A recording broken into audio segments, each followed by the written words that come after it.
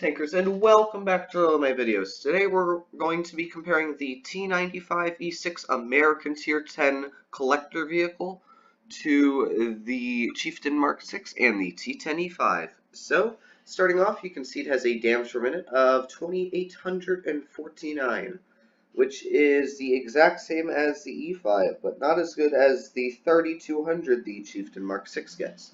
Now, one surprising thing is that since the heat does more pen than the Mark 6, the Mark 6 actually does more alpha damage than the E6 by 20, which doesn't seem like a lot, but it does make a 400 difference on damage per minute, which spreads the gap even further. But there is a big difference on that penetration when you're firing premium ammunition. The reload time, since the quick rate of fire on the Chieftain Mark 6 is only 7.5 seconds compared to the 8.5 on the E6 and E5. The shell velocity is also way faster on the Mark 6 since it shoots APCR as its main round and premium rounds. So they actually go 1,372 feet per second compared to the 1,067 on the E5 and E6. The aiming time, however, is also much slower on the E6 than the Mark 6 and the E5, as well with the dispersion. And the on-movement turret rotation is slower on the E6 and E5. The depression, however, is better on the E6 and the Chieftain than the E5's 8 degrees. Also, the gun up elevation is better. The speed forwards is exactly the same on the Chieftain Mark 6 and T95E6 and backwards. The E5 is a little bit slower, which does make a little bit of a difference. They also have the same engine power. E5 has a little bit more as it's heavier. But the power-to-weight ratio on the T95E6 completely murders the Mark 6 and the E5, and the effective horsepower-to-ton ratio does too. The terrain resistance is also better, and the reason is because the T95E6 is a lighter chassis, and it actually speeds up to about 42 in a couple seconds compared to the Chieftain doesn't really get to top speed. The traverse speed is also 30 degrees a second on the Chieftain and the 95E6, but it is only 25 on the E5. The E5 is the only tank with a credit coefficient posted right now, so we'll see if they add that. But the Mark 6 does get 50 more hit points, which is a bit of a difference, and the E5 and T95E6 both have 2,000. You can see that the Chieftain Mark 6 weighs 14 tons more than the E6, and that's why it gets its speed difference, along with the E5 weighing 1 less than the Mark 6. The hull armor on the E6 is 114 on the front, 76 on the sides, and 19 on the rear, which is really bad. The Chieftain Mark 6 is 127 on the front, 51 on the sides, and 25 on the rear, and the E5 is 254, but we'll take a look at that in Armor Inspector to show you that's not as good as you think it is. The 76 on the sides and 38 on the rear. The turn armor is also very good on these tanks, and I guess we'll hop in Armor Inspector right now and take a look. So you can see this is a 113 aiming at the T95E6, and it actually has really good turn armor. As you can see, it's going to ricochet pretty much everything, being 400 thick. You got a good gun mantlet. Even if you load heat, it's still pretty dodgy to pen this turret if you're wiggling it back and forth. But the big weak spot you guys are already seeing is that cupola, which is actually pretty thick at being around 220, but every tier 10 can go through that. It's just not going to be HE. However, the sides of it are a bit troll at being about 300 to 400, which is a bit of a impressive bit to, if you wiggle the tank very fast moving it, it makes that cupola very hard to hit. Another thing is that this little ball on the side of the tank is actually very funny because it only has 25 millimeters of armor, and I do think it counts as part of the armor. I'm going to do some research about it, and I might put some text in at the bottom saying if it actually does, but I would like to point that out. The lower plate is pretty bad, only being 100. The upper plate's only 240. Pretty much the whole chassis is very weak. Even when using the 10 degrees of gun depression, it's still, once a 113 loads heat, can go right through the upper plate. It's not a very strong tank for its armor. The turret is, however, very strong for working gun depression ridge lines. The side of the tank is only 76, as we saw, and the side of the turret ranges from being about 140 to 56 on the rear. Also 56 on the back. And the whole back of the tank is only 19, so do keep that in mind. You do not want any tank to get behind you. A tier 5 could slam an HE in there and still pen. The E5 now we will look at, compared to the E6, you can see that the E5 just has such a stronger plate. Its whole upper plate, you're not going through. Even with heat, you're going to have a hard time going through, as you can see. And when this tank uses its very good 8 degrees of gun depression, you can hide that lower plate and you're pretty much impenetrable. The turret's also very strong, and they did get rid of the cupola on the top, so you're going to have a hard time penning that. However, the lower plate of this tank is only about 200, and it's very big, so you're able to pen it. The sides of this tank, if you shoot in between the track, are only about 95, so still HEable by tank destroyers. The side of the turret is about 100 all around and about 200 in the front. The rear of the tank is still only 42, making it very HEable by pretty much any tank that you're going against. So make sure that tanks don't get behind you. The Chieftain Mark 6 now, as you can see, is also a very strong tank for the turret at being pretty much impenetrable and very troll.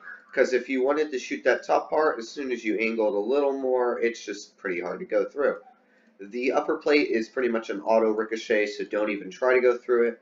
The lower plate, however, is very big, as you see, and you can clearly go right through that thing without any troubles. Also, the cupola is only ranging from about 100 to 70 thick, so that's an easy target to hit. Even when it's using its gun depression, you can still hit it. The side of this tank is 53, which is also very HEable. Just make sure you don't hit that space armor because HE will not be getting through. The side of the turret is HEable by tank destroyers too, the rear of it only being about 90 thick, and the rear of this tank only being 25 thick, and it's much bigger than the E6's rear.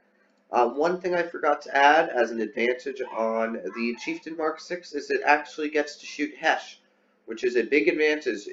I'll go check back an armor inspector, stats. You can see that the Hesh pen on the Chieftain is 110, and running calibrated brings up to 121, compared to the 66 penetration on the E6, which is a very big difference. It's twice as much on the Mark 6, so you're able to pen sides of pretty much any medium you go against.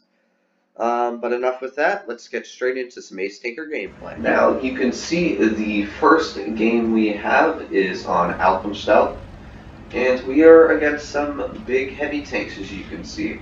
But this tank is so mobile, I'm actually going to be pushing medium on this map, because this tank's armor is just so weak that it isn't really a heavy, and if you see somebody running this tank like a heavy, you should tell them to not do that.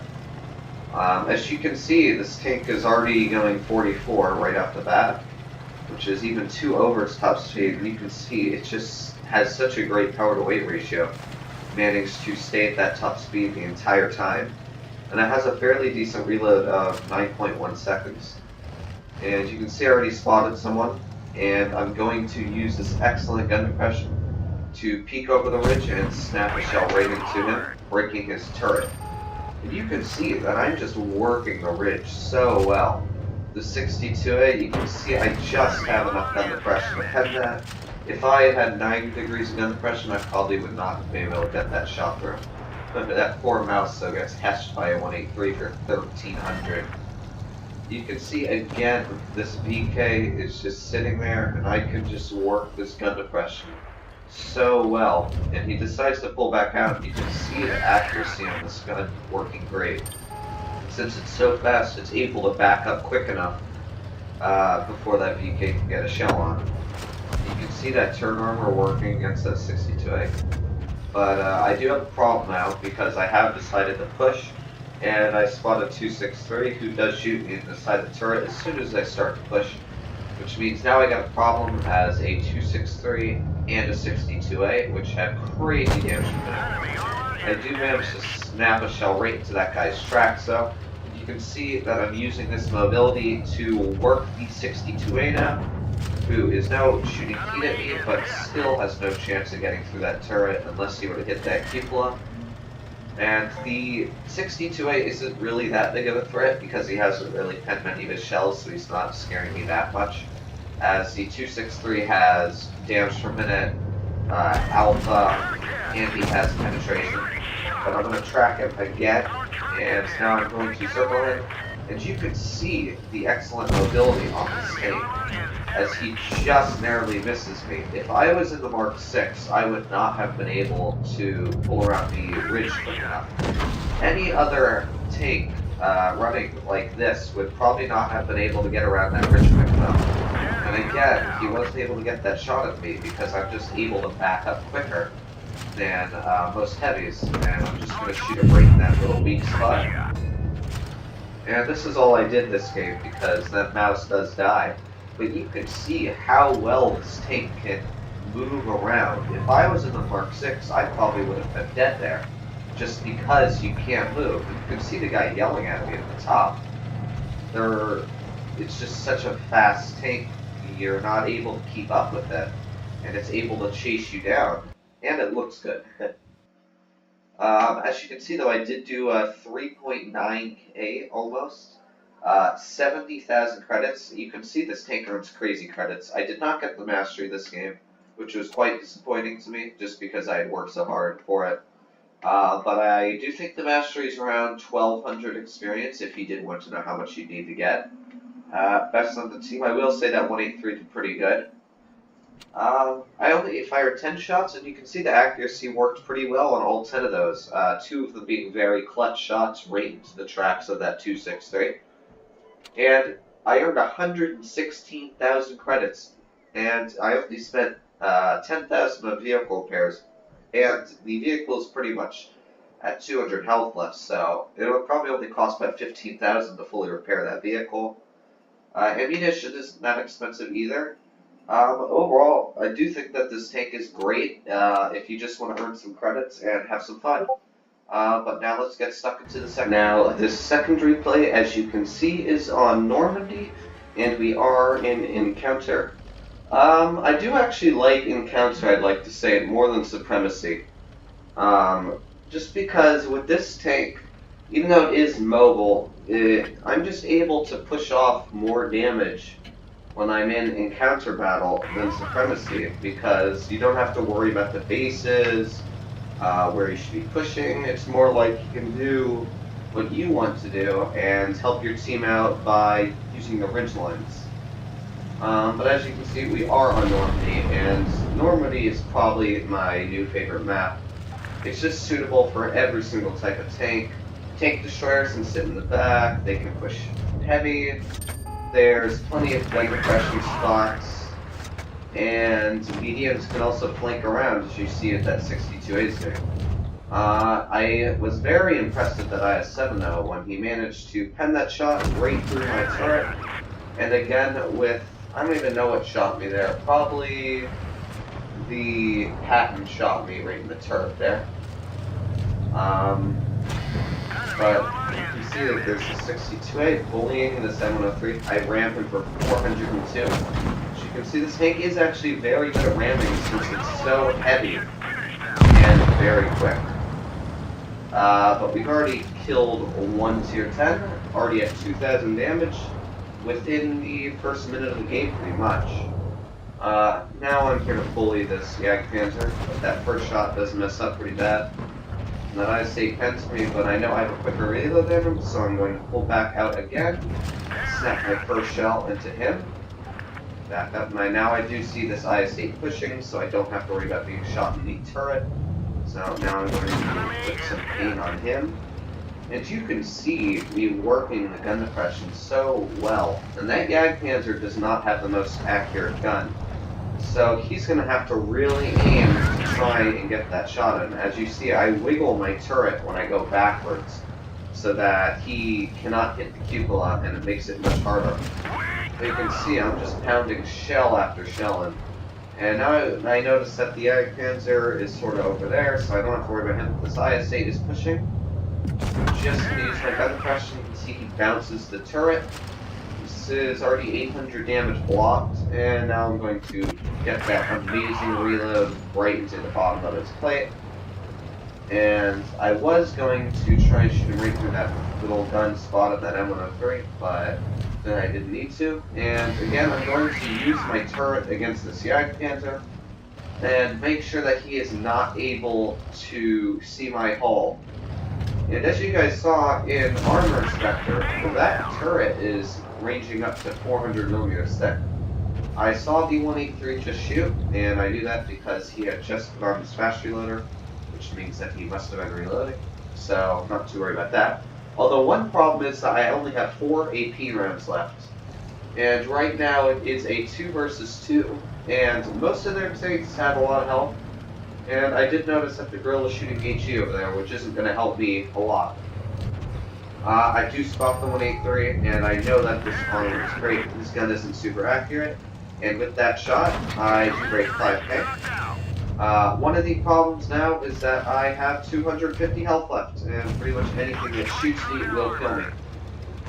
I noticed the 183 pushing over. I'm thinking right now, I have to shoot this guy in the track or I'm going to die. You can see I slam that shell in his track, and I get really lucky, and he has no repair kits. So, with that, he backs up. If I were him, I probably would have kept going, just because I could have shot him. But, you can see, I use that great accuracy, hit that pattern. And now I have heat rounds left, so I'm going to be shooting heat at this 183. You can see I can just snap shell after shell. 183 kills my teammate, which means I can secure the kill. What's funny is I only got 1 kill this entire game. And you can see I was just able to back up quick enough, push up on the ridges. I'm able to move this tank so effectively to help the team. And you can see how well it paid off, where I did get the mastery. 6,500 damage, and I've had a 7,500 game, but I sent that to my friend. I have 117,000 credits, which is just insane, judging that I didn't even have any missions or boosters on. You can see, did best on the team. Oh, I hope I did. 19 shots fired, and 18 of those actually hit, and only 1 bounce, which was that one on the upper plate of the Jagdpanzer, which was probably my fault. Overall, you can see that I received 8 hits, and half of them bounced, and those were probably all in the turret that bounced. The hull is really weak, so if you do own this tank, don't let anybody see your hull. It's just not even worth it. With premium, I earned 181,000 credits, which is just insane. And I lost a couple thousand credits due to ammunition because I actually ran out of AP rounds and had to start shooting heat. The consumables provisions did take a bit off, but I still managed to break over 100,000, which is insane. Experience, you can see I earned 2,194, which is also pretty good. But you can see I can just work these tanks. 1,500 off the Jagdpanzer, 1,500 off the 183, and you're able to do it very effectively, as you could just pound shell after shell into the tanks over and over. They can't do anything about it, just because this turret is so strong, where the sides of it ranging from about 400. You do have to keep in mind, though, as soon as you turn the turret, anybody aiming at it will be able to pen it, as it is so big of a target. I do hope you guys enjoyed my replays, and I will make a video probably on the Chieftain Mark 6 next.